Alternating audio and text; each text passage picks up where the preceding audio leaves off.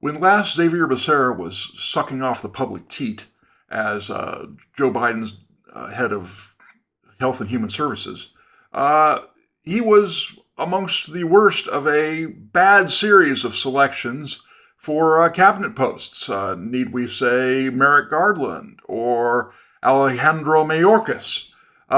Xavier was worse than both of them, and all of them, and he was just bad. And let's give credit to KTLA5's Annie Rose Ramos for getting Becerra to kind of answer this question lamely like you would expect.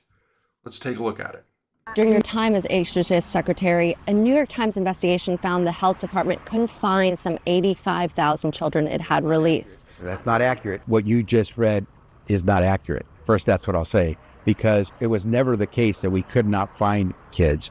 You're essentially, I don't know if you got those talking points from Donald Trump. It's from a New York Times article. That's not what the New York Times article said. The New York Times said that individuals, the children and their sponsors, did not respond to calls. They didn't say we couldn't find kids. Working overnight in slaughterhouses, replacing roofs, operating machineries in factories, children as young as 14 years old. That part occurred after these children had left the care of Department of Health and Human Services. Do you let these children go into those individual sponsors in their responsibility? Some of these kids, probably because they needed to earn some money, started working in places that were very exploitive.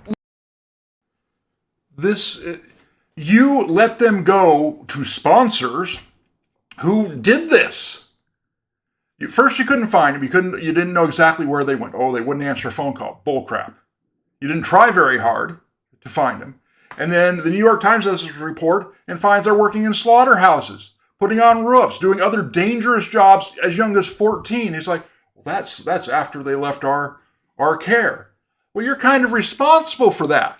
It's like if you were a dog groomer and some guy came up and looking to buy dogs and you Google him and you find out, oh, he's been arrested for animal cruelty, and you still let the dogs go to him, you're kind of responsible.